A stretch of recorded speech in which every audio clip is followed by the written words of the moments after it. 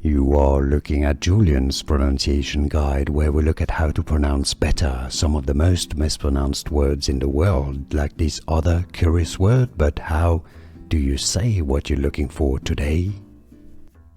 French pronunciation: pâté, chaud. Pâté meaning pâté, chaud meaning hot. Silent D. Pâté chaud. English pronunciation: pâté chaud. French pronunciation: pâté, chaud. Pâté meaning pâté, chaud meaning hot. Silent D. Pâté chaud. English pronunciation: pâté chaud. Here are more videos on how to pronounce more confusing words and names too many mispronounced. Like this video if you found it useful. I appreciate your support. I'll see you soon and thanks for watching.